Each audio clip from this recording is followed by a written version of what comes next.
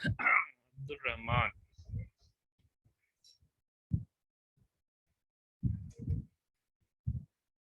साहब।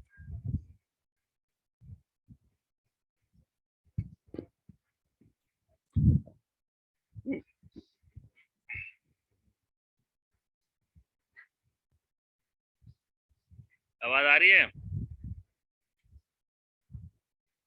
हेलो।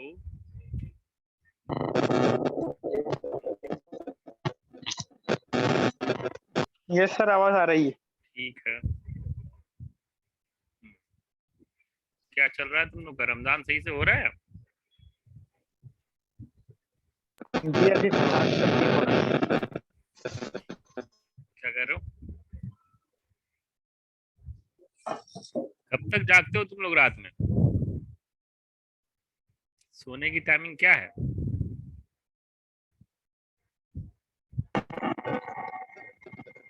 एक भी मैसेज तुमको व्हाट्सएप पे क्लास को लेकर नहीं मिला? अस्सलाम वालेकुम सर। वालेकुम सलाम, बताओ। सर जब बच्चे सोने देते हैं सो जाते हैं, उसके बाद सो जाते हैं हम लोग। हाँ, बच्चे का मसला। हाँ, तो कल तो स्कूल बंद है। इसके मैसेज देखा है? बच्चों के स्कूल बंद हैं इसकी वजह से। यहाँ यहाँ नहीं है सर बंद। अच्छा, हाँ, भोपाल में बंद। भोपाल की बात रीवा कर रहा रीवा हूँ। हाँ, में नहीं है रीवा सर में, बंद। रीवा में तो कोई मसला नहीं है। तो वहां पे तो कोई मुश्किल नहीं। रीवा में क्योंकि अमित शाह तो यहाँ आ रहे हैं ना, तो यहाँ है प्रॉब्लम। कल आने वाले तो एग्जाम पोस्टपोन हो गया बच्चों का। नहीं सर, यहाँ तो चल रहे हैं बराबर, टेस्ट क्लासेस वगैरह सब हो रहा है। वहाँ हो रहा होगा, एक दिन के लिए किया है वो, इसमें ट्रैफिक की वजह से। जो भेजा है इसमें नोट्स लिख लिया होगा वहां तक, वो तो पहले ही लिखा हुआ है शायद आप लोग का। जो नए यहाँ के जो नए बच्चे हैं उनको लिए। क्यों साफ जी सर। लिख लिया है नोट्स? जी सर, लिख लिया। हाँ ठीक है। मिजाज भी लिख लिया होगा? जी हाँ, मिजाज भी लिख लिया। हाँ ठीक है। ये तो खैर, और ये है समदीन अली, ये भी पुराने बैच है। ये अब्दुल रहमान साहब। ठीक, ठीक है। यहाँ से आज जो हम लोग पढ़ेंगे मिजाज के बारे में, इसमें आप लोगों का शाइस्ता किस इससे वो किया था, ज्वाइन किया था, कुछ याद है? कौन सा चैप्टर नहीं पढ़ा? कहाँ से स्टार्टिंग हुई थी आपकी? नहीं याद है। खैर, इसको जो है, अच्छा, जो दो क्लासेस हुई थी उसके रिकॉर्डिंग तो है। आज ही होगा तो इसको मैं भेज दूंगा, ठीक है ना? तो चलो स्टार्ट करते हैं। इससे रिलेटेड हम लोग यहाँ तक पढ़ चुके थे, कहाँ तक बताओ पहले जरा सा, बताना बताना। हाँ, जो ग्रो के बारे में बात हो रही थी, याद है कि नहीं देख लेता हूं मैं। आग जो है, आग, कौन से ग्रो वालों ने आग बताया है? पहले थोड़ा रिवीजन होना जरूरी है, नहीं तो फिर वेस्ट हो जाएगा पढ़ाना। तीसरे ग्रुप। ग्रुप ने। तीसरे ग्रो ने, वेरी गुड, तीसरे ग्रो ने पढ़ाया। और आकाश का कंसेप्ट किसने दिया है? 5 वाला आयुर्वेद में। आयुर्वेद ने। वो कौन सा ग्रो है? 12वां ग्रुप है सर। गलत हो गया आंसर। 13वां सर। 12 तो 4 अखलात वाला था, 13। 13वां। 13वां याद रखना है ना, 13वां। 14वां ने क्या दिया है? अलेक्सिर किसको कहते हैं? अलेक्सिर किसको कहते हैं? सर आकाश को। नो नो नो, नहीं सर, जिसमें ज्यादा कसीर तादाद में होती, जिन्होंने कहा है। वो तो साहब खलीत है। देखिए, मुझे पता था अहले अक्सीर और असाब खलीद का डिफरेंस जो है वो क्लियर होना चाहिए, है ना? अहले अक्सीर और असाब खलीद का वो जो है डिफरेंस। अहले अक्सीर कहते हैं जिन लोगों ने इसका किसने दिया था पहले ये बताइए, जिसने 3 अनासिर में रोगन, नमक और गंधक का जो कंसेप्ट दिया था, वो कौन सा गिरोह था?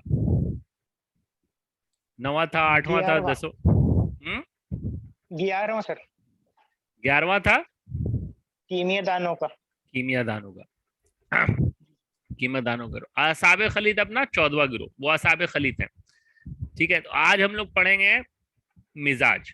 मिजाज से स्टार्ट करेंगे। एक्चुअली पहले पढ़ना चाहिए अखलाक, बाद में पढ़ना चाहिए मिजाज, लेकिन बुक में जो है पहले मिजाज को डिफाइन किया है। तो मिजाज को डिफाइन किया है तो उससे हमें पता होगा कि मिजाज पढ़ के तो सब लोग आए कि मिजाज 4 तरह का होता है, सफरावी ये वो, लेकिन इसमें जो है कि भाई किस तरह से क्वेश्चन आएगा, मेनली हम लोग का फोकस रहना चाहिए कि एमडी में या पीएससी में किस तरह के क्वेश्चन आते हैं। तो सबसे पहले जो इम्तिजाज, मिजाज और इम्तिजाज में फर्क है।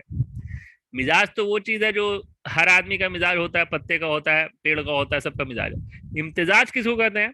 इम्तिजाज कहते हैं मिक्सचर को, है ना। तो यहाँ पे थोड़ा सा डिफरेंस याद रखिएगा कि मिजाज जो है वो तो पर्टिकुलर कैरेक्टर्स है जो मिजाज पैदा होता है, लेकिन इम्तिजाज के माने होते हैं मिक्सचर। और मिजाज किससे? हमें मालूम है कि इसमें अनासिर के मिक्सिंग से मिजाज पैदा होता है। अनासिर का मिक्सिंग या अनासिर से खिल्त बनेगा, अखलात के मिक्सिंग से मिजाज बनता है, या अनासिर के मिक्सिंग से। तो इम्तिजाज का मतलब मिक्सचर के माने में है ना। और मिजाज का मतलब कि सवाल कैसे आएगा? सवाल ऐसे आएगा कि अनासिर के मिलने से मिजाज बनता है, इम्तिजाज बनता है, या कुछ और बनता है। तो हमें याद होना चाहिए कि असारी अनासिर के मिलने से, मिक्सिंग से मिजाज बनता है। और इम्तिजाज कहते हैं मिक्सचर को। तो 2 तरह का मिक्सचर हम लोगों ने केमिस्ट्री में पढ़ा है, सिंपल मिक्सचर और कंपाउंड मिक्सचर। सिंपल मिक्सचर किसको कहते हैं? जिसमें जो है मिक्सिंग के बाद अगर चीजें अलग हो जाती हैं तो सिंपल मिक्सचर कहलाती हैं, अलग नहीं हो पाती तो इम्तिजाज हकीकी कहलाती। यानी कि कंपाउंड मिक्सचर जिसको बाद में, जैसे फॉर एग्जाम्पल शुगर को पानी के साथ गर्म कर देंगे तो वो अलग नहीं होगा, है ना, मिक्सिंग रहेगा, तो इम्तिजाज हकीकी हो गया। बालू के साथ किसी चीज को मिला लिए फिर हम उसको छान सकते हैं तो इम्तिजाज सादा हो गया। तो इम्तिजाज का लफ्जी माने हैं मिक्सचर के, और मिजाज का मतलब है जो हमें हासिल होता है। किस चीज से हासिल होता है? अनासिर के मिलने से, अनासिर के, यानी कि अनासिर के इम्तिजाज से, मिक्सचर से। जी मेनली कितने तरह के अनासिर हैं? 4 अनासिर हैं, है ना। मेनली जो बाद में गया, और उस अनासिर के कंसेप्ट पे अखलाक का कंसेप्ट आया। 4 अनासिर, 4 अखलाक, और फिर उससे बनने वाला मिजाज। तो अब मिजाज का क्या है कि मिजाज के 2 तरह के मिजाज होता है। मोतदिल मतलब क्या होगा? मोतदिल किसको कहेंगे? मोतदिल और गैर किसको कहेंगे? मोतदिल इसमें सारी कैफियतें बराबर मिकदार में हो। हाँ, बराबर मकदार हो, बैलेंसिंग हो, मोतदिल हो, एतदाल पे हो, बीच का हो, तो उसको हम लोग। तो सवाल कैसे आएगा? सवाल आएगा कि एतदाल के लिहाज से मिजाज की कितनी किस्में? हर के लिहाज से मिजाज की अलग अलग किस्में, हर चीज के लिहाज से मिजाज की अलग अलग किस्में हैं, है ना। सुई मिजाज की इतनी किस्में, इसके मिजाज से, बकायनों के हिसाब से इतने मिजाज, अलग अलग मिजाज के। तो सबसे पहले एतदाल के लिहाज से मिजाज की 2 किस्में हैं, या तो मुतदिल होगा या गैर मुतदिल होगा, है ना। या तो मुतदिल होगा या गैर, मतलब बैलेंस होगा या इम्बैलेंस होगा। मिजाज मुतदिल, मिजाज गैर मुतदिल। अब एतदाल के लिहाज से बैलेंस, ये इसका मतलब ये हुआ जब एतदाल कह दिया गया तो एतदाल में परसेंटेज सबका 25 25 25 होना चाहिए। 25 दिस 25 मिट्टी, तो ऐसा होता नहीं है। तो इसीलिए हकीकी मिलना थोड़ा सा मुश्किल है ना। हकीकी मिलना, एतदाल कहते, गैर मुतदिल तो बिल्कुल जो इम्बैलेंस है उसके बारे में सोचना ही नहीं। मिजाज मुतदिल की भी 2 किस्में हैं। सबसे पहले क्या याद रखना है? म्यूट रखिए, म्यूट यहां से म्यूट हो जाएगा, ऐसे पहले का आप लोग अभी ठीक। अब बात क्या याद रखनी है? एतदाल के लिहाज से मिजाज की 2 किस्में, और उसके मिजाज मुतदिल, मिजाज गैर मुतदिल। इसको समझ लेंगे तो याद रहेगा। एतदाल के लिहाज से मिजाज मुतदिल, मिजाज मुतदिल। फिर मिजाज मुतदिल की 2 किस्में, कौन सी? हकीकी और तिब्बी। क्योंकि मिजाज मुतदिल हकीकी पॉसिबल नहीं है, इसलिए वो नहीं मिलेगा। सवाल आएगा मिजाज मुतदिल हकीकी कितनी किस्में? 1 2 3, इनमें से कोई नहीं। तो क्या आंसर होगा? इनमें से कोई नहीं। इनमें से कोई नहीं आंसर होगा, क्योंकि जब है ही नहीं तो उसकी कितनी किस्में?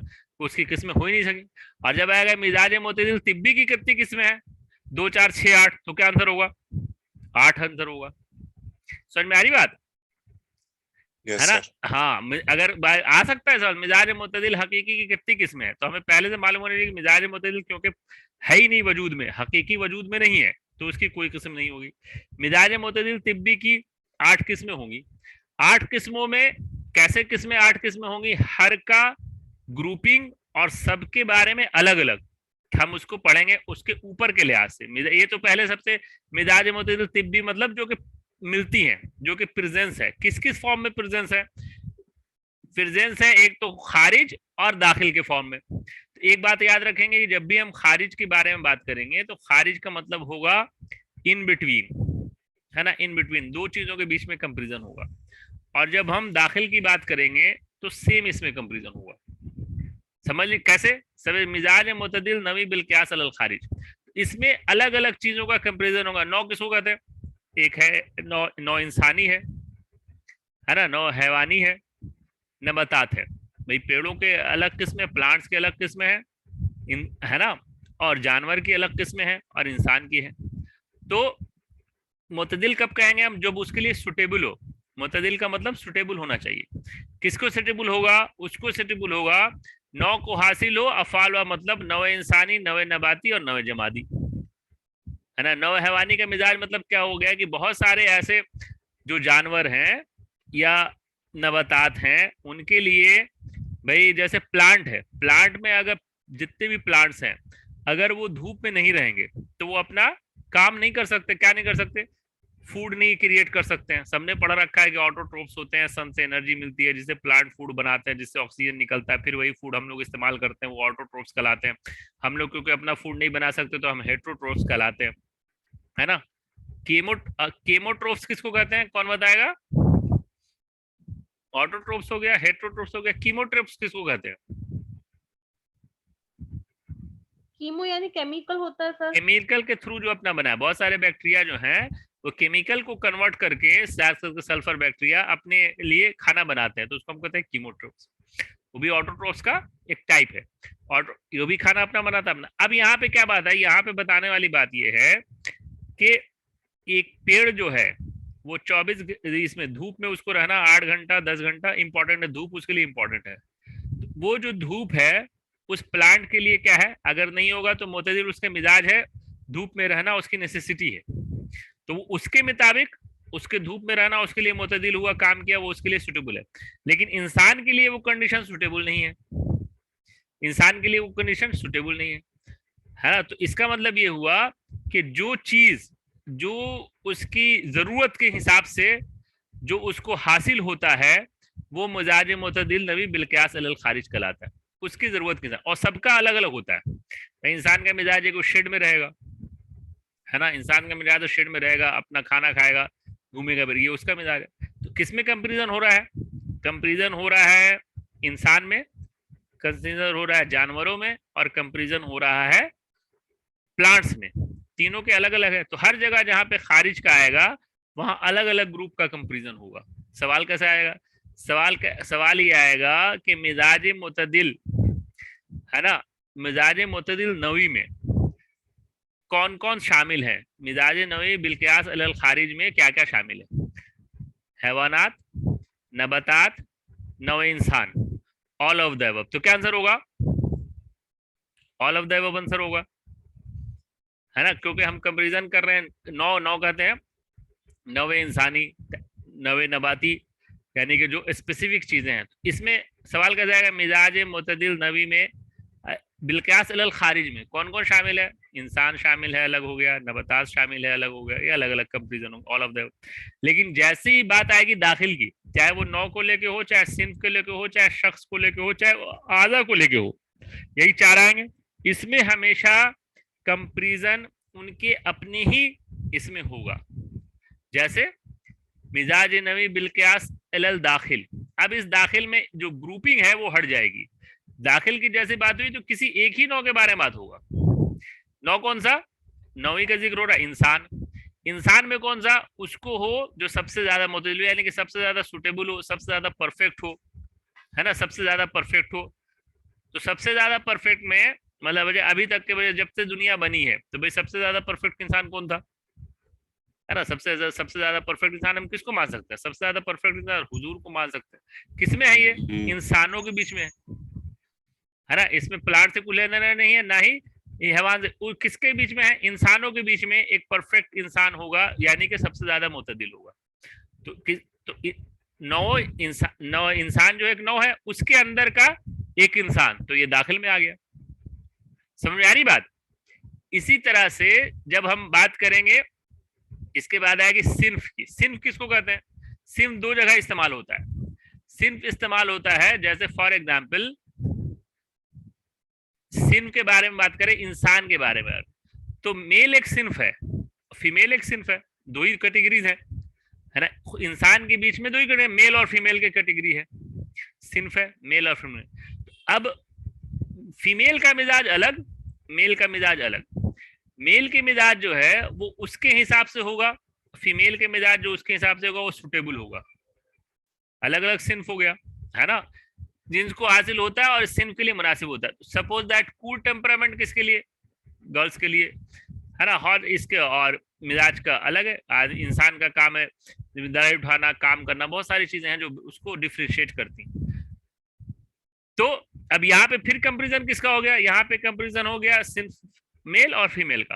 तो मेल के लिए जो सुटेबल होगा, फीमेल के लिए सुटेबल होगा। अब दो अलग अलग कंपैरिजन हो रहा है तो ये खारिज कहलाएगा। व्हेनेवर सिन्फ में बिलक्यास अलल दाखिल में, जब एक ही सपोज दैट किसी औरत के बारे में बात हो रही है जो कि उस औरत के सिन्फ में सबसे ज्यादा मुतदिल है, तो किस में चला जाएगा? वो दाखिल में चला जाएगा, है ना। या आप इसमें स्पीसीज में ग्रुप्स में ले लें, तो भाई ग्रुप में अलग अलग ग्रुप्स बने थे। फॉर एग्जांपल ग्रुप्स बने थे, इंसान को कितने ग्रुप में बांटा गया है मॉडर्न हिसाब से? इंसान की मॉडर्न की ग्रुपिंग कितनी है? नहीं याद है। मॉडर्न की ग्रुपिंग 4 है। कौन कौन सी है? आर्यंस है, मंगोलियंस है, द्रविड़ है, और एक कोई और उसका नाम है ना। ये अलग अलग है इसमें इंसानों के बीच में। इसमें कंपैरिजन, तो इसमें या मेल फीमेल दोनों तरह से समझ लें। तो जब भी खारिज का कंपैरिजन होगा तो डिफरेंट चीजों में होगा, जब भी दाखिल का कंपैरिजन होगा तो उसी के बीच में होगा। तो अब जब फीमेल के हिसाब से एक फीमेल जो है परफेक्ट है किसमें? अपने ही सिन्फ में, तो दाखिल के अंदर आएगा। बहुत आसान है। तीसरी और अब इसमें आंसर कैसे आएगा? जब किसी इंसान को, जब किसी सिन्फ को एक इसमें हासिल होता है मुतदिल मिजाज, है ना, तो मिजाज मुतदिल सिन्फी बिलक्यास अलल खारिज और बिलक्यास अलल दाखिल।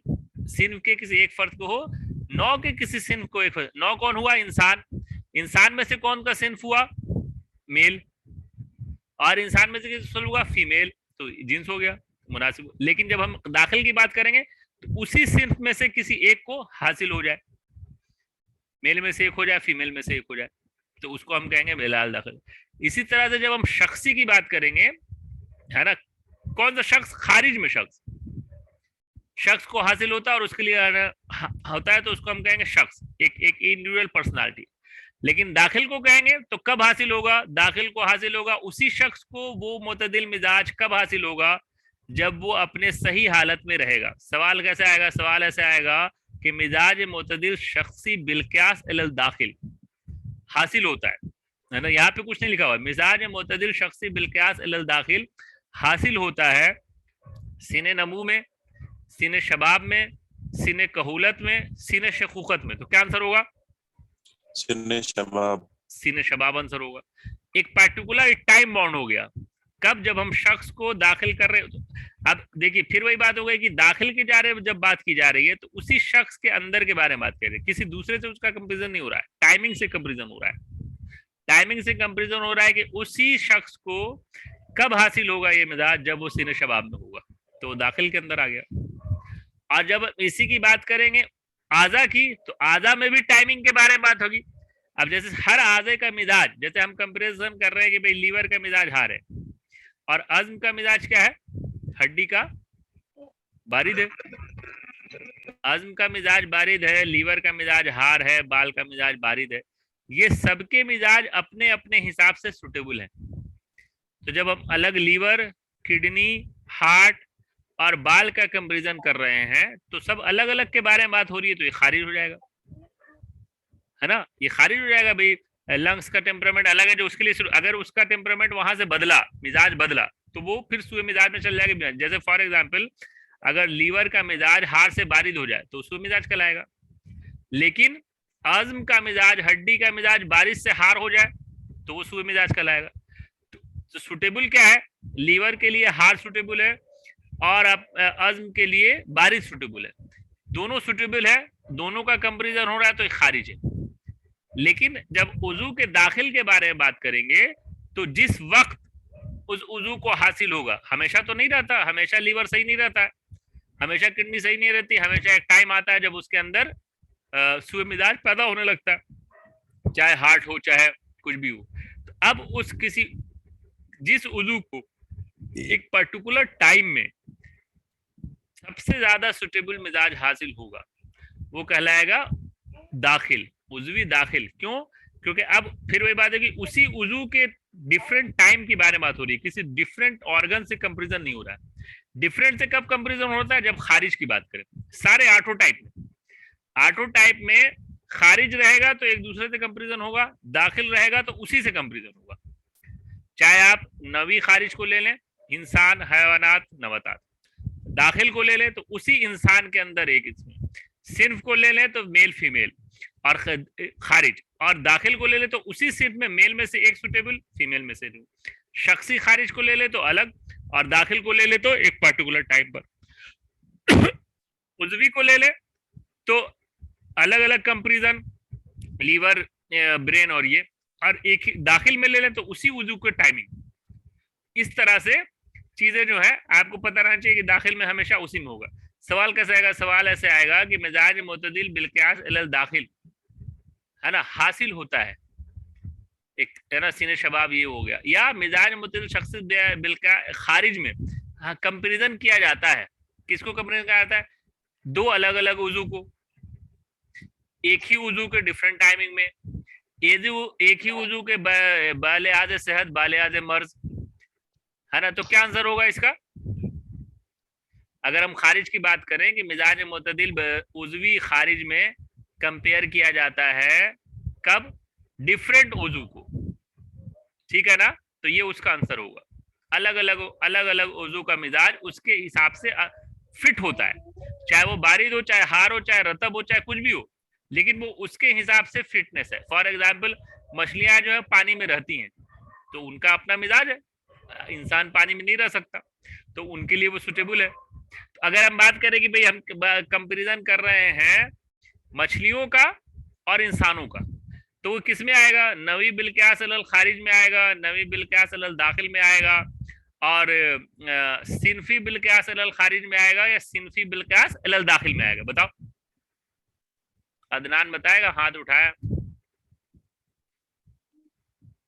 अदनान। नहीं सर, मुझे एक डाउट आया था इसमें, वो पूछना था। बोलो बोलो। बिल्कुल सर आपने बताया अभी मिजाज मुतदिल उज़वी बिल क़यास इलल खारिज के अंदर, इसका सवाल कैसे बनेगा? सवाल समझ में नहीं आया इसमें। हाँ, अभी जो मैंने सवाल पूछा, सवाल सिंपल बनेगा कि मिजाज मुतदिल, है ना, उज़वी बिल क़यास इलल खारिज में मिजाज देखा जाता है अलग अलग ऑर्गन्स का, अलग अलग उजू का, एक ही उजू का डिफरेंट टाइमिंग में, सुए मिजाज के इसमें सुए मिजाज के वक्त पर, या कुछ और। तो क्या आंसर होगा उसका?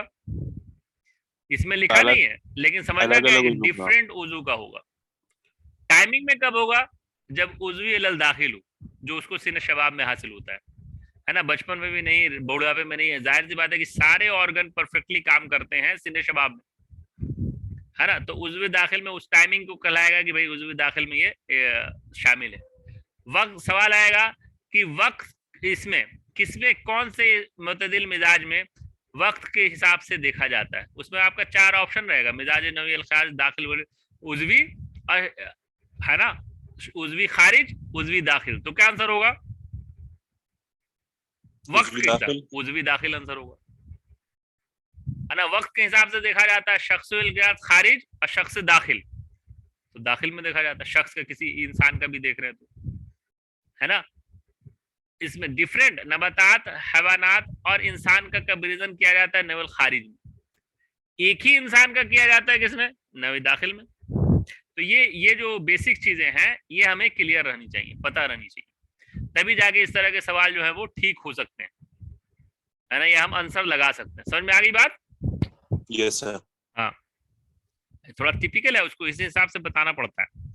अब इसमें एक अलग बातें शुरू हो जाएंगी। क्या बातें शुरू हो जाएंगी? राजी ने कहा कि जितने भी दुनिया के लोग हैं उसमें क्या है कि अब किसका मिजाज ज्यादा मुतदिल होगा, कौन जो है इससे करीब होगा इन द मतलब कि बैलेंस होगा, ना ज्यादा मुतदिल का मतलब ही होता है ना ज्यादा ठंडा ना ज्यादा, इसको कहते हैं मुतदिल है। इसमें तो हर इसमें स्कॉलर ने अपने अपने राय कायम की। क्या राय कायम की?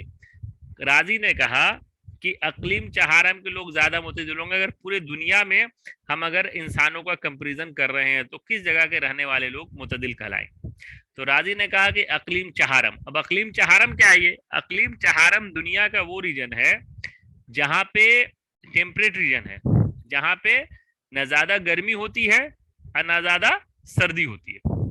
मौसम जो है वो ऑलमोस्ट एक तरह इसमें अलग अलग इसमें हिसाब का रहता है। बहुत ज्यादा इस तो अकलीम अगर देखोगे वो इसका एक्सटर तो ये जस्ट जो है इक्वेटर से ऊपर के एरिया है, दोनों तरफ, वो दोनों तरफ कह रहे एरिया है ना। एक चाह रहे हैं दिलों का, क्योंकि इसमें बहुत ज्यादा गर्मी नहीं होगी, बहुत ज्यादा सर्दी नहीं होगी, है ना। दोनों तरह के टेम्परेट रीजन में मिलते हैं ऑलमोस्ट। जैसे फॉर एग्जाम्पल बंगलौर है ना, तो वहां पे ना तो ज्यादा गर्मी है और ना ज्यादा सर्दी है बंगलौर, है ना। तो उसने कहा कि इस अकलीम चहारम पे के रहने वालों का मिजाज एतदाल हकीकी से ज्यादा करीब होगा। एतदाल हकीकी होता नहीं है कुछ, लेकिन एतदाल हकीकी से ज्यादा करीब होगा।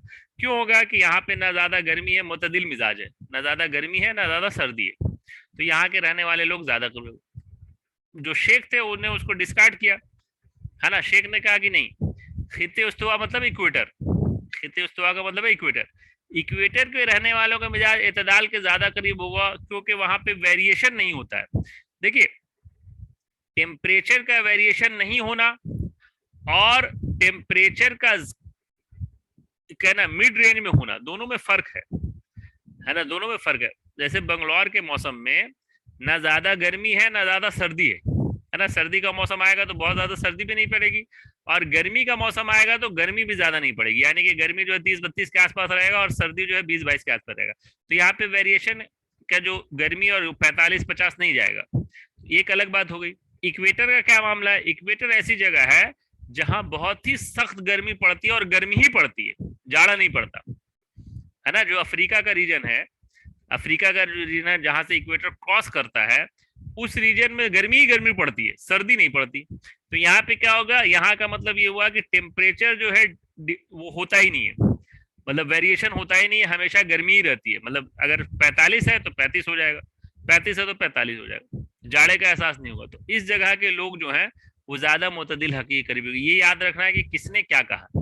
राजी के मुताबिक अकलीम चहारम, और शेख के मुताबिक इस्तवा, और इब्ने रुश्द के मुताबिक अकलीम पंजम। इब्ने रुश्द के मुताबिक अकलीम पंजम के लोग ज्यादा मुतदिल कहलाएंगे। रीजन दिया, क्या रीजन दिया? शेख ने कहा कि जहां पे टेम्परेचर डिफरेंस नहीं होगा, मतलब टेम्परेचर का वेरिएशन नहीं होगा, वहां के लोगों का मिजाज इतदाल से इसलिए करीब होगा कि वो एक ही तरह की चीजों को अडॉप्ट कर चुके होंगे। और राजी ने कहा, राजी के नहीं, जहां गर्मी जहां मुतदिल का जो मतलब होता है, मुतदिल का मतलब होता है ना ज्यादा गर्म ना ज्यादा ठंडा, तो ऐसी जगह के लोग ज्यादा मुतदिल होंगे जहां ना ज्यादा गर्मी पड़ती है ना ज्यादा सर्दी पड़ती है। वो कौन सी जगह है? वो है अकलीम चहारम। जैसे मैंने एग्जाम्पल दिया बंगलौर का। और शेख ने कहा कि नहीं, जहां होगा ही नहीं, हमेशा गर्मी गर्मी है, तो एक ही तरह से अडॉप्ट हो जाएगा, तो उस मुतदिल के करीब रहेगा। दोनों के अलग अलग व्यूज हैं, लेकिन एप्रोप्रिएट है राजी का। क्यों? क्योंकि जब भी हम मुतदिल मिजाज के बारे में बात करेंगे तो उस इंसान के का मिजाज मुतदिल दिखना चाहिए। मुतदिल मिजाज का कैरेक्टर क्या होना चाहिए? मुतदिल मिजाज का कैरेक्टर होना चाहिए सबसे पहले ना तो ज्यादा लंबा हो ना ज्यादा नाटा हो, ना तो बहुत ज्यादा मोटा हो ना बहुत ज्यादा पतला हो, ना तो उसको गुस्सा आता हो ना वो डरपोक हो, ना वो उसका हजम ज्यादा वो हो कवि हो ना उसका ज्यादा कमजोर हो, ना उसके डिडलॉल ज्यादा हो ना उसके कम हो। तो ये सारा कैरेक्टर जब दिखेगा तभी तो हम उसको मुतदिल कहेंगे। खित्ते उस्तवा में रहने वाले लोगों का मिजाज ऐसा नहीं है। हाइट बहुत होती है, ब्लैक होते हैं, एग्रेसिव होते हैं, हॉट टेम्परामेंट को वो कोई भी, जैसे सपोज दैट, जैसे आप कितने सारे लोग हैं, जैसे वेस्ट इंडीज की टीम ही को देख लीजिए आप, चाहे उसमें वो हो, पुलार्ड है, ब्रेवो है, कोई भी है, ये सब हाइट है, एग्रेसिव है, कहाँ रहते हैं? ये उसी रीजन में रहते हैं। तो इनके कोई भी कैरेक्टर जो है मुतदिल नहीं है। तो जहां पे गर्मी ज्यादा है, ऑब्वियसली वहां के टेम्परामेंट में गर्मी ज्यादा होगी, वहां के बॉडी पे भी इफेक्ट पड़ेगा, ब्लैकनेस पे भी इफेक्ट पड़ेगा। कलर ना ज्यादा डार्क होना चाहिए ना ज्यादा सफेद होना चाहिए अगर मुतदिल है तो ऐसा अफ्रीका, ऐसा इक्वेटर पे रहने वाले लोगों का होता है क्या? नहीं होता। तो नहीं होता तो अप्रोप्रिएट किसका हुआ? राजी का। हमको सवाल के हिसाब से क्या याद रखना है कि राजी ने अकलीम चहारम को कहा और शेख ने खित्ते उस्तवा को कहा, इक्वेटर को, और रुश ने पंजम को कहा। बस इतनी बात याद रखें। सूरज सीधी पड़ने का मतलब है गर्मी, है ना, सूरज पे सीधी हॉटनेस रहती हमेशा। तो ये तो बात हो गई मुतदिल मिजाज की। तो एतदाल के हिसाब से दो चीजें थी, फिर से याद करिए, एतदाल के हिसाब से मिजाज मुतदिल, मिजाज गैर मुतदिल। और फिर मुतदिल की कितनी किस्में? मुतदिल की किस किस्में? एक देखिए, एतदाल के लिहाज से मिजाज की दो से, मिजाज मुतदिल, मिजाज गैर मुतदिल। दो यही याद रखना। दो कौन सी? हकीकी और तिब्बी। हकीकी की किस्में नहीं है, तिब्बी की किस्में 8 है। ये सब किसके बारे में बात हो गई? मिजाज मुतदिल। अब जब इसको दूसरा पार्ट है जिसको हम लोग कहते हैं मिजाज गैर मुतदिल, सुए मिजाज मतलब बीमार, इल, है ना, इल टेम्परामेंट, जो कि ऑब्वियसली किसको डिनोट करेगा? बीमारी को। बीमारी कितने तरह से होती है? बीमारी की 3 वजह हो सकती है। एक वजह हो सकता है जिसमें एक मेन रीजन है सुए मिजाज, एक रीजन है सुए तरकीब, और एक रीजन है तफरुक इत्साल। यही 3 चीजें ब्रॉडली सारी बीमारियों की कॉज है। सारी बीमारी जितनी यूनानी में एक्सप्लेन है उसमें या तो सुए मिजाज होगा, या सुए तरकीब होगा, या तफरुक इत्साल होगा। सुए तरकीब मतलब बनावट में खराबी। सम टाइम एक हो सकता है और सम टाइम एक होता है, 2 हो सकता है। अगर किसी एक की वजह से हो रहा है तो हम उसको कहेंगे अमराज मुफरदा, और अगर दोनों की वजह कोई 1-2 है, सुए मिजाज भी है और सुए तरकीब भी है, तो अमराज मुरक्कबा। एक से ज्यादा यानी कि सुए मिजाज, सुए तरकीब और तफरुक इत्साल 3 ब्रॉड हैं अमराज के लिए, मर्ज के लिए, है ना। तो उसमें एक पार्ट है मिजाज गैर मुतदिल, यानी कि सुए मिजाज की वजह से बीमारियां पैदा होती हैं, चाहे सुए मिजाज हार हो, चाहे सुए मिजाज बारिद हो, चाहे सुए मिजाज रतब हो, चाहे सुए मिजाज याबिस हो। ये इल टेम्परामेंट है, डिजीज कंडीशन है। कब हो सकता है ऐसा? मिजाज गैर मुतदिल की मेनली 2 किस्में होंगी, जिसको हम सुए मिजाज कह रहे हैं, सादा और सुए मिजाज मादी। ये सबने पढ़ा था कि सुए मिजाज सादा। अब जब जैसी सुए मिजाज सादा की, मान लो मैंने पूछा कि सुए मिजाज सादा की कितनी किस्में हैं, अब यहाँ पे हमेशा प्रॉब्लम कहाँ पे आती है? जब सवाल आते हैं। सवाल के ऑप्शंस आपको बहुत कंफ्यूज कर सकता है, क्योंकि हर के 2 आंसर हैं। जैसे अगर कभी सवाल आ गया कि सुए मिजाज गैर मुतदिल की कितनी किस्में हैं, उसमें 2 ऑप्शन है, 4 ऑप्शन है ना, 8 ऑप्शन है, 12 ऑप्शन है, तब तो आप 2 लगा देंगे, है ना, तब तो 2 लगा सकते हैं। लेकिन अगर आ गया कि सुए मिजाज की कुल कितनी किस्में हैं, और उसमें कुल का वर्ड अगर आ गया कि सुए मिजाज की कुल कितनी किस्में हैं, तो फिर आपको, और ऑप्शन में 16 दिख रहा है, तो आपको 16 आंसर लगाना पड़ेगा, क्योंकि जब हम उसको ऐड करते हुए चलेंगे तो टोटल किस्में 16 बनेगी। और सिंपली पूछ दिया कि सुए मिजाज की कितनी किस्में हैं, 2, 4, 6 है, 16 नहीं दिख रहा है, तो क्या आंसर लगेगा? 2 ही आंसर लगेगा। इस बात का ध्यान रखना है कंपटीशन में, क्योंकि जब शुरू में हम तकसीम करते हैं, शुरू में बांटते हैं, तो सुए मिजाज गैर होगी, या तो सादा होगा या मादी होगी। सुए मिजाज सादा, सुए मिजाज मादा। सुए मिजाज सादा जिसमें मादा इन्वॉल्व नहीं है, सिर्फ कैफियत के बारे में घट रहा है या बढ़ रहा है, और मादी जिसमें मादा इन्वॉल्व है। तो जब हम कहेंगे सुए मिजाज सादा, अब यहाँ पे 2 जो ब्रॉड क्वेश्चन आ गया, तो सुए मिजाज सादा की किसमें होंगी? सुए मिजाज सादा मुफरद और सुए मिजाज सादा मुरक्कब। अब यहाँ पे सिर्फ क्वेश्चन वाइज याद करते हुए चलिए। फॉर एग्जाम्पल जैसे मैं कहूँ कि सुए मिजाज सादा की कितनी किस्में हैं, है ना, सुए मिजाज सादा की कितनी किस्में हैं? ऑप्शन है 2, 4, 6, 10, तो क्या आंसर होगा? 2। और अगर मैं सवाल पूछूं कि सुए मिजाज सादा की कुल कितनी किस्में हैं, सुए मिजाज सादा की कुल किसकी किस्में हैं? 2, 4, 6, 8, तो क्या आंसर होगा? 8 होगा। वेरी गुड, 8 होगा। कैसे होगा? कि भाई जब सुए मिजाज सादा मुफरद की हम बात करेंगे, तो सुए मिजाज सादा मुफरद की 4 किस्में होंगी, और सुए मिजाज सादा मुरक्कब की भी 4 किस्में होंगी। तो 4 और 4 मिलके कितना हो जाएगा? 8। तो क्वेश्चन में जैसे ही कुल लगा दिया कि कुल कितनी किस्में हैं, तो आपको सब काउंट कर लेना है और 8 वाले ऑप्शन को चेक कर लेना है, सही कर लेना है।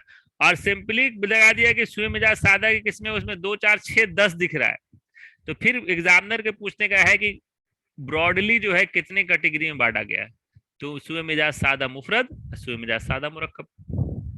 क्वेश्चन पे बहुत ध्यान देना पड़ेगा। अब सूए मिजाज सादा मुफरद की 4 किस्में होगी, वही हार, बारिद, याबिस, रतब, ठंडा, गर्म, हजमा। और सूए मिजाज सादा मुरक्कब की भी 4 किस्में होंगी, सूए मिजाज हार, याबिस, मिक्स हो गया, हार, याबिस, बारिद, रतब, बारी, याबिस, हार, याबिस, ये सब मिला के 4 हो गया। सवाल आएगा कि सूए मिजाज सादा मुरक्कब की कितनी किस्में हैं, तो क्या आंसर होगा? 4। 4। और सूए मिजाज सादा मुफरद की कितनी किस्में हैं? 4 है सर। 4। और सूए मिजाज है ना, सूए मिजाज सादा की कुल कितनी किस्में हैं? 8। 8, वेरी गुड। सूए मिजाज सादा की क्योंकि 4 मुफरद हो गई, 4 मुरक्कब, अभी सादा सादा का जिक्र हो रहा है, सादा सादा का जिक्र हो रहा है, सादा मुफरद सादा मुरक्कब 8 होगा। और ब्रॉड सेंस में आ गया कि सूए मिजाज सादा की कितनी किस्में हैं? 8 गायब है, तो आपको 2 आंसर लगाना पड़ेगा, है ना? हाँ, 8 गायब है तो फिर 2 आंसर लगाना पड़ेगा। तो वहां पे थोड़ा सा सेंस अप्लाई करना पड़ेगा जहां पे सवाल पूछ रहा हो। अब सेम इसी तरह से जैसे सादा होगा वैसे ही मादी होगा। तो सवाल मैं पूछूं कि सूए मिजाज मादी, है ना, सूए मिजाज मादी की ब्रॉडली कितनी किस्में हैं? 2 4 10 12।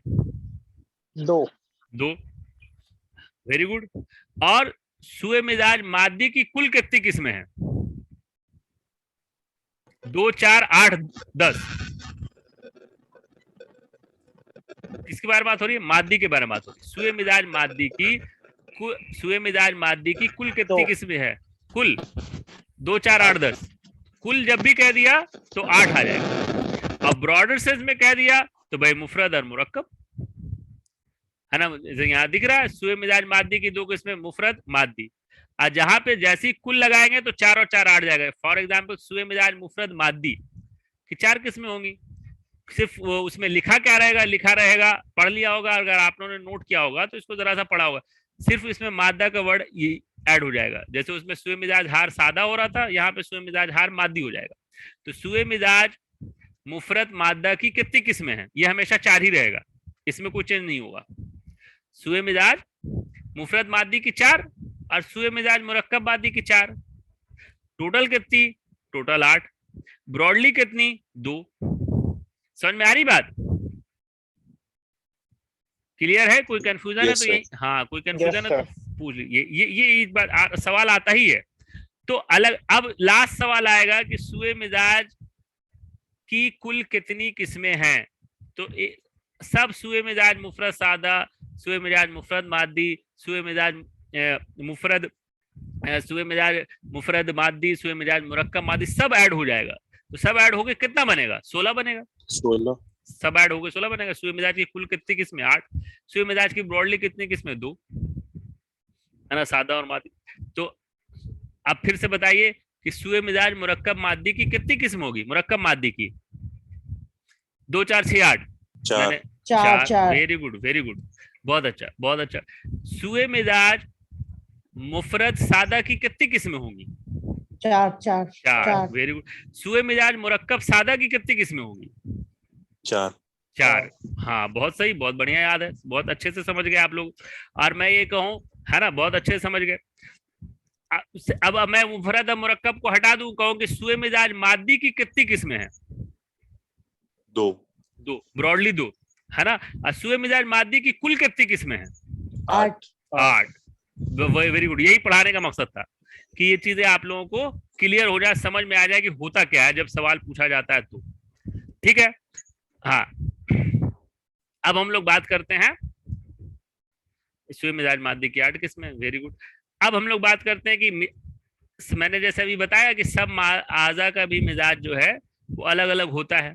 सवाल कैसे आएगा? सवाल ऐसे आएगा कि इंसान की बुनियादी जो मिजाज के एतबार से कितने आज़ा को मिजाज के एतबार से कितने ग्रुप में बांटा गया है। तो हम लोग सब जगह मिजाज 5 4 4 4 4 पढ़ते हैं, लेकिन जब आज़ा के बारे में बात आती है तो उसमें 5 हो जाता है ना। कि मिजाज के एतबार से यह भी आ सकता है कि मिजाज के एतबार से आज़ा के कितने ग्रुप में बांटा गया, तो 5।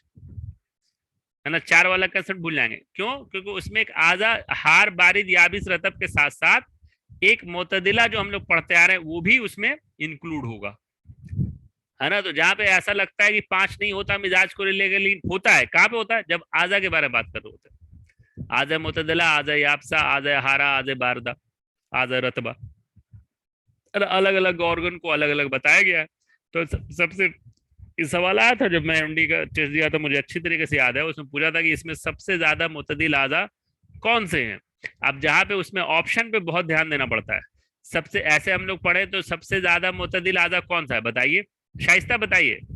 You are very close to, you are very close to the इसमें competition, time is very running fast. तो सबसे ज्यादा मुतदिल आजा कौन सा है?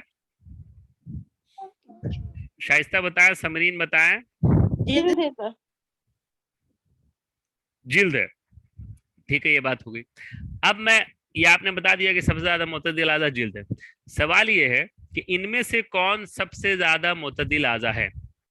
ऑप्शन सुन लीजिए, स्किन, अज़्म, राहा और उंगली। अब क्या आंसर होगा? उंगली की जिल्द सर। हाँ, उंगली की जिल्द। उंगली यानी कि उस सब जिल्द, उंगली में भी जिल्द है और आपके जो ओवरऑल स्किन है वो भी जिल्द है।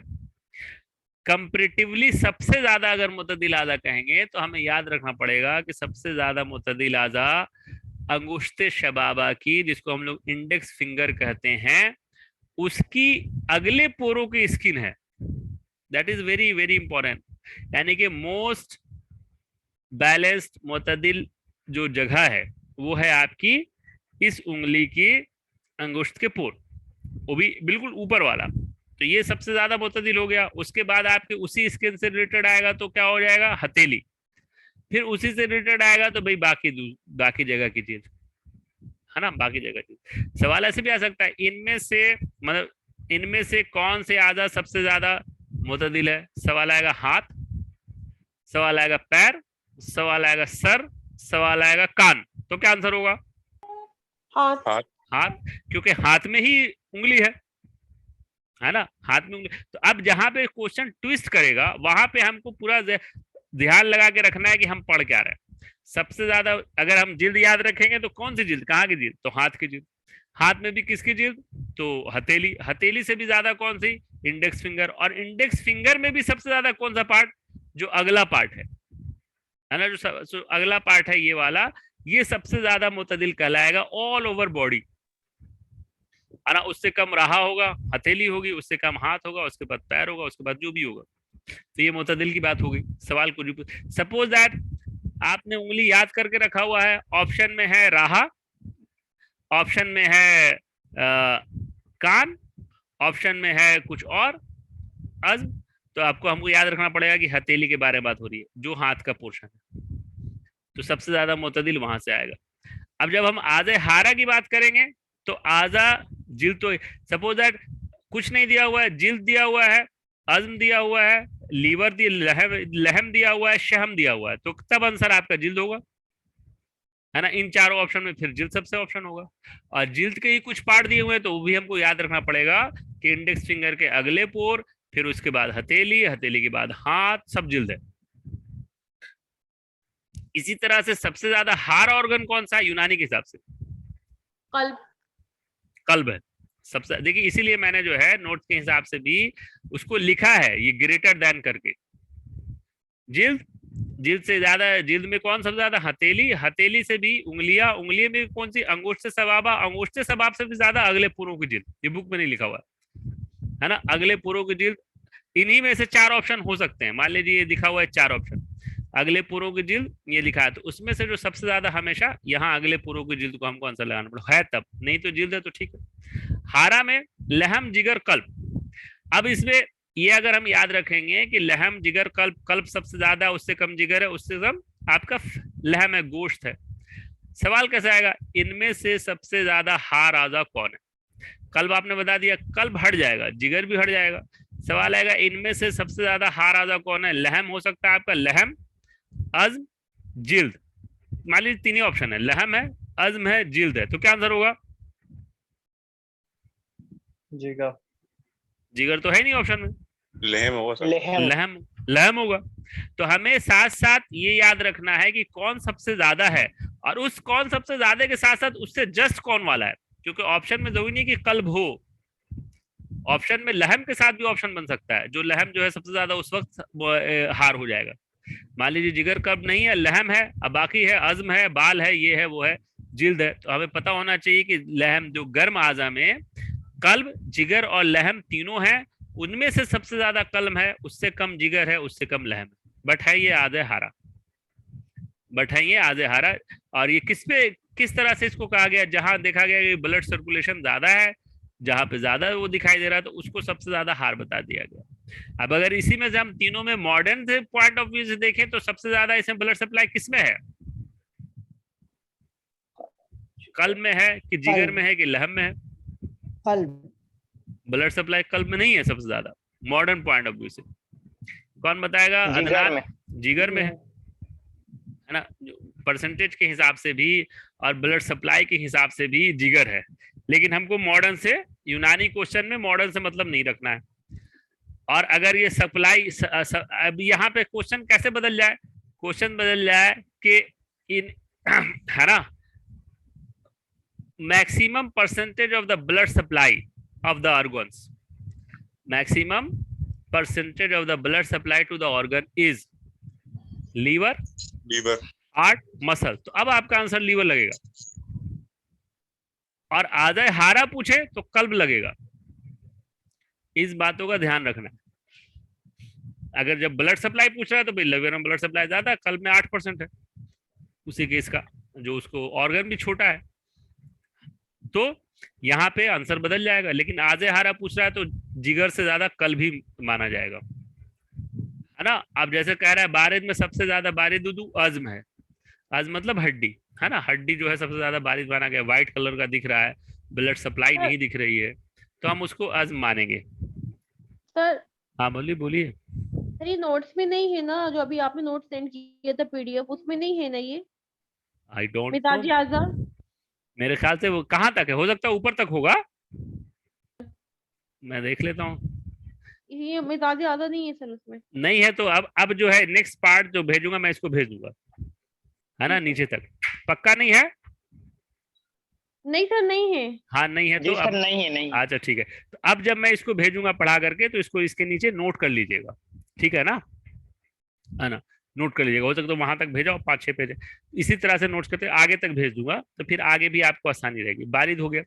अब जब हम आधे बारिदा की बात करेंगे तो कहाँ से ब्लड सप्लाई कम, ब्लड सप्लाई सबसे पहले तो बात अज़्म की हो गई, दिमाग, असाब, रबात, अज़्म। रबात किसको कहते हैं भाई? टेंडन है टेंडन। कि लिगामेंट है? तो ये बात टेंडन है सर। टेंडन ही है। तो शायद आप लोग वो नहीं पढ़े, है ना। मैंने बताया था कि जिसमें टी लगा हुआ है, वत्र लगा हुआ है, उसको टेंडन कहते हैं। याद आया? इसमें हमेशा कंफ्यूजन रहता है, कंफ्यूज रहते हैं सर। हाँ इसमें हमेशा कंफ्यूजन रहता है। तो याद कैसे करेंगे? याद ऐसे करेंगे कि वित्र, वित्र में टी दिखाई दे रहा है ना, ते भी दिखाई दे रहा है बीच में बिल्कुल, वाव ते रे। तो जहां पे ते आ रहा है, जहां पे टी आ रहा है, जब हम उसको लिखेंगे, वित्र लिखेंगे तो VITR लिख सकते हैं, वित्र हो गया। रबात लिखेंगे तो टी बहुत बाद में आएगा। तो जहां पे ये भी समझ लीजिए जिसमें टी पहले आ रहा है, या जिसमें उर्दू के हिसाब से तो इसमें है ही नहीं, रबात में तो है, अवित्र में क्या है? ते है। तो जिसमें ते आ रहा है वो टेंडन रहेगा, जिसमें ते आ रहा है वो टेंडन रहेगा। तो वित्र क्या रहेगा? टेंडन। रबात क्या रहेगा? लिगामेंट। रब पैदा करना है bone to bone, bone to bone को जो ज्वाइन करते हैं उसको लिगामेंट कहते हैं। अब जैसे वही हड्डी के आसपास मौजूद होता है, लिगामेंट है, असाब है। अब यहाँ पे बारदा में देखिए, एक इंपॉर्टेंट बात याद रखिए कि सबसे कम बारिद ऑर्गन किसको कह रहा है? दिमाग को। दिमाग को हार में नहीं रखा। अब हम लोग जानते हैं कि हाँ भाई दिमाग की ब्लड सप्लाई बहुत है, वहां भी बहुत ज्यादा हीट निकलता है, दिस एंड दैट। लेकिन इस बारिदे में उसको रखने के बावजूद सबसे कम बारिद है। सवाल आएगा इसमें से कौन सबसे कम बारिद आजा है। उसमें अज़्म भी होगा, उसमें आपका रबात भी होगा, उसमें आपका असाब भी होगा, उसमें आपका दिमाग भी होगा। तो क्या आंसर होगा? सबसे कम बारिद। दिमाग पे आंसर लगाना पड़ेगा। ये नहीं कि हार के तो बारे बात हो गई, तो कल्ब जिगर लहम की तरह में सबसे कम बारिद आजा कौन सा है? तो दिमाग है। ऑब्वियसली वहां ब्लड सप्लाई भी अच्छी है, वहां हीट भी प्रोडक्शन होता है, वहां सब कुछ होता है। अज़्म में है भाई इंटरनल सप्लाई नहीं दिख रहा है, तो व्हाइट कलर का दिख रहा है, तो हम उसको मानेंगे बारिद। तो सबसे अज़्म जो है हर हाल में सबसे ज्यादा बारिद होगा, उससे कम बारिद रबात, उससे कम बारिद असाब, उससे कम बारिद दिमाग। अगर कभी यहाँ से उठा के मिक्स करे, है ना, हारा और बारिद को मिक्स करे, फॉर एग्जाम्पल इनमें से सबसे ज्यादा बारिद ऑर्गन लहम जिगर कल्ब असाब, क्या आंसर होगा? मिक्स कर सकता है ना, आसाब आंसर होगा। मिक्स तो कर सकता है, सबसे कम हार ऑर्गन को हिसाब हो गया। अब आजब रतबा यानी जिसमें फ्लूइड्स हो, रतूबत हो, तो जहां पे हमको बॉडी में फ्लूइड्स दिखाई देगी ऑब्वियसली वही उसी को हम रतब कह सकते हैं। कहाँ दिखाई देती है? समीन है। समीन क्या चीज है? कौन बताएगा? समीन कहते हैं लिक्विड फैट, फैट नहीं लिक्विड फैट, है ना। रवाज कहते हैं सॉलिड फैट, अशाम तो फैट है ही, टाइप्स है। अब मॉडर्न में कैसे लिपिड्स के टाइप है, लिपिड पढ़ते हैं ना हम लोग, कोलेस्ट्रॉल है, ये है, वो है, सब है, लिपिड्स के टाइप है ना। एक लिपिड होता है जिसको सैचुरेटेड फैट एसिड है तो वो सॉलिड फैट होता है, अनसैचुरेटेड है तो लिक्विड फैट्स होता है। तो वही समीन है। मैं दैट मींस या सिंपली इसको कोरिलेट कैसे करेंगे? Unsaturated fats, unsaturated always found in liquid form, that is Sameen. Saturated fat that is रवाज। तो अब इसमें जाहिर सी बात है कि फैट्स में फ्लूइड्स है एज कंपेयर टू अदर, तो हम उसको कहेंगे समीन। और आज़े रतबा में दिमाग व नखा, नखा स्पाइनल कॉर्ड्स जो हमको दिखाई दे, दिमाग अगर आप दिमाग का कंपेरिजन करें किसी भी ऑर्गन से, चाहे हार्ट से करें चाहे लीवर से करें, जब हम उसको देखते हैं तो क्या वो ज्यादा मुलायम और ज्यादा फ्लूइड स्ट्रक्चर का नहीं दिखता? दूसरे ऑर्गन से दिखता है ना, बहुत लुनपुन सा होता है। अब दिखता है कि हाँ उसमें फ्लूइड ज्यादा है, ग्लियल सेल है, दिस एंड दैट, ग्लू है, तो पिचा सा दिखता है। तो वहां पे दिमाग व नखा कम होगा फैट के मुकाबले। तो हमको दिमाग व नखा को किसमें रख सकते हैं? रतूबत के मामले में सबसे कम रतूबत है। सवाल आएगा इनमें से, मैं इसलिए बता रहा हूं कि इनमें से कौन सा सबसे ज्यादा आज़ा रतब है। एग्जाम्पल लहम, कल्ब, दिमाग, नखा, अज़्म, तो क्या आंसर होगा? दिमाग नखा। हाँ, दिमाग व नखा आंसर होगा। इनमें से सबसे ज्यादा कौन सा है? समीन, रवाज, दिमाग, नखा, तो क्या आंसर होगा? समीन आंसर होगा। इनमें से कौन सा सबसे ज्यादा रतब है? रवाज, अज़्म, दिमाग, नखा। अब क्या आंसर होगा? अब रवाज आंसर हो जाएगा, अब आंसर बदल जाएगा, अब आंसर रवाज हो जाएगा। तो ये बहुत इंपॉर्टेंट है कि हमें पता हो कि सीक्वेंस क्या है और सबसे ज्यादा कौन सा हार है, या सबसे ज्यादा कौन सा बारिद है, या सबसे ज्यादा कौन सा याबिस। याबिस मतलब यबूसत। किसमें ज्यादा यबूसत होती है? हमें सबको मालूम है कि भाई शेख ने शाम को हार उजू लिखा है, ये इनका एक अलग कसम है। शेख ने, सवाल आएगा कि किसके मुताबिक शहम हार है? राजी होंगे, जालिनूस होंगे, हिपोक्रेट्स होंगे और आपका शेख होगा। तो हमें ये भी याद रखना है कि शेख ने शहम को हार कहा। क्यों हार कहा? क्योंकि बस सिंपली है कि हमें मालूम है कि सबसे ज्यादा कैलोरिफिक वैल्यू किसकी होती है? कार्बोहाइड्रेट, प्रोटीन, फैट, किसकी होती है? ये तो पता होगा। कार्बोहाइड्रेट। ये किसने बताया? सबसे ज्यादा कैलोरिफिक वैल्यू फैट की है। whenever you burn fat it produce more energy, है ना। 12th में पढ़ा नहीं था क्या? सबसे ज्यादा 9 किलो कैलोरी निकलती है। 1 ग्राम फैट को अगर हम बर्न करेंगे तो 9 किलो कैलोरी निकलती है, पढ़ा था। प्रोटीन और कार्बोहाइड्रेट को करेंगे तो 4.1 निकलेगी। तो कैलोरिफिक वैल्यू किसकी ज्यादा हुई? फैट की। लेकिन सबसे ज्यादा एनर्जी अगर सवाल आएगा कि विच component give a maximum energy? Carbohydrate. Question बदल गया, आंसर बदल गया। हमें जो फैट की एनर्जी है, लेकिन फैट रहता है, लेकिन अगर हम अपने इससे फैट सेल निकाल करके जलाएंगे तो ऑब्वियसली वो किसी ग्लूकोज से ज्यादा एनर्जी देगा, लेकिन हम उसको as in the form of energy use नहीं करते। In the form of energy carbohydrate ही यूज होता है। फैट यूज होता है in emergency condition, when carbohydrate is not available. when suffering with diabetes, when energy not producing by carbohydrate, then fat convert into energy, है ना, ज्यादा workload उस पर जाता है तब। तो हमें एनर्जी मिलती है कार्बोहाइड्रेट से, लेकिन सबसे ज्यादा कैलोरीफिक रखने वाली चीज श्याम है। इसीलिए शेख ने उसको कहा कि नहीं, फैट जो है वो बिलफेल जो है वो हार है ना, बिलफेल जो है हार है। तो बलगमी मिजाज वालों को क्यों कहते हैं, जिसमें फैट ज्यादा होता है तो उसको बारिद क्यों कहते हैं? कौन बताएगा? पढ़ा चुके असलम भाई, पढ़ाए होंगे। हाँ भाई, जब फैट को हार कह रहे शेख और कैलोरिफिक वैल्यू भी सबसे ज्यादा है, तो बलगमी मिजाज वालों में जिसमें फैट पाया जाता है उनको बारिद क्यों कहते हैं? सर रुतूबत की ज्यादती की वजह से। रतूबत का कोई उसमें रोल नहीं है। कौन बताएगा? शाइस्ता बता चुका हूं मैं पिछले क्लास में।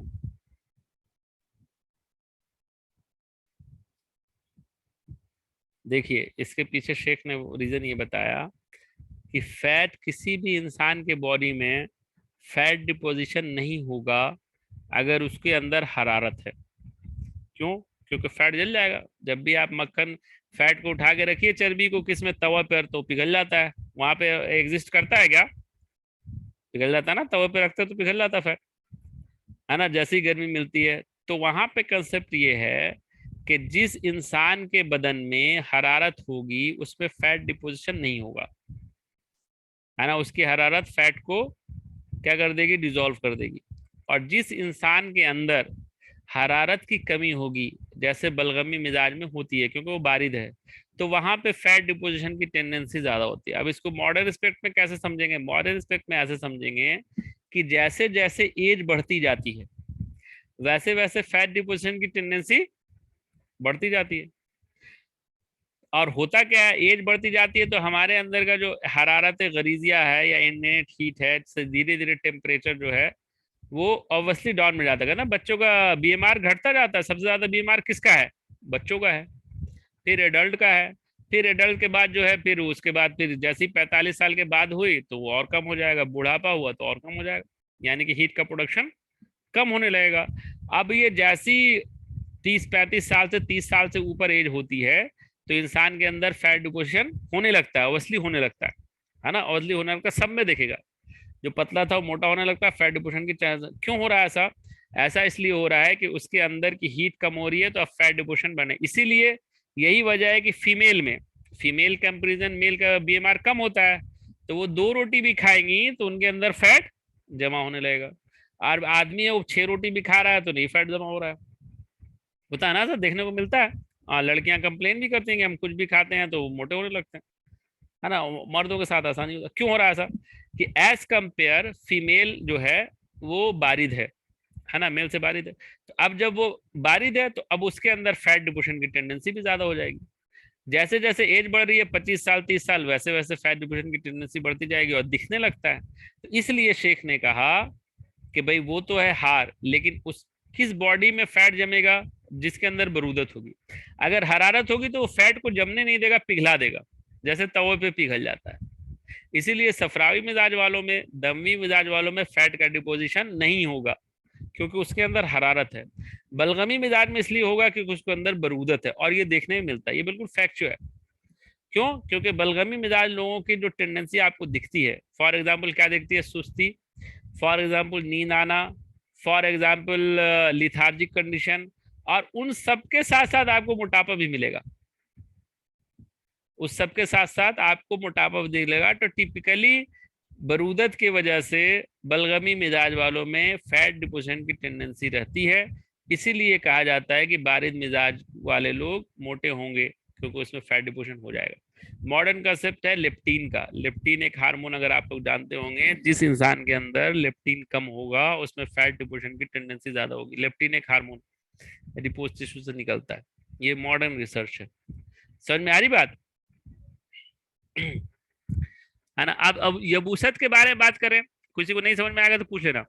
यबूसत जिसमें सबसे ज्यादा खुश्की हो, जहां से कुछ हासिल ही ना हो, तो बाल है। बाल को आप आग में डालिए, कहीं में डालिए, कुछ भी नहीं निकलने वाला।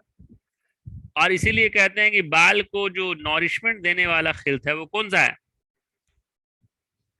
दम, बलगम, सफरा, सौदा। 14। सौदा है, क्योंकि उसमें खुश्की है, ये वसत है, तो बाल में भी खुश्की, तो सबसे ज्यादा जो है बाल। अब उसके बाल को ले लेते भाई, बाल भी कड़ा होता है, हड्डी भी कड़ी होती है, गुजरूब भी कड़ा होता है, और एज कंपेयर रबात भी। ये उससे हम एज मुकाबला मान लो जिल्द है, जिल्द ज्यादा कड़ा नहीं होता, तो यबूसत होगी तो वहां पे कड़क होगा, तो भाई बाल जो है सबसे ज्यादा यबूसत, उसके उससे कम हड्डी, उससे कम गुजरूफ, और उससे कम रबात। गुजरूफ किसको कहते हैं? कार्टिलेज। कार्टिलेज को। रबात किसको कहते हैं, जो अभी बताया? के बाद लिगामेंट को। लिगामेंट। वितिर टंडन होगा और रबात लिगामेंट होगा, गजरूफ कार्टिलेज होगा। अब आ जाइए अमार, उम्र के हिसाब से। उम्र के हिसाब से मालूम है, सीने नमू है, सीने शबाब है, सीने कहूलत है, और सीने कहूलत है। ये हम लोग ऐसी बात, बच्चों का मिजाज हार रतब होता है। क्यों होता है, कैसे होता है, कैसे कोरिलेट करेंगे? ऐसे कोरिलेट करेंगे कि बच्चों का मिजाज हार रतब होता है। क्यों? क्योंकि उसमें फ्लूइड ज्यादा है।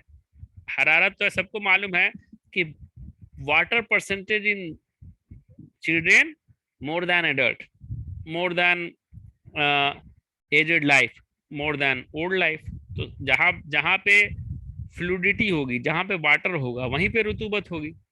बीएमआर ज्यादा है तो जाहिर सी बात है सीने नमो का मिजाज हार रतब होगा। क्यों? क्योंकि इसमें फ्लूइड ज्यादा है। कब तक? 0 से 25 साल यूनानी के हिसाब से।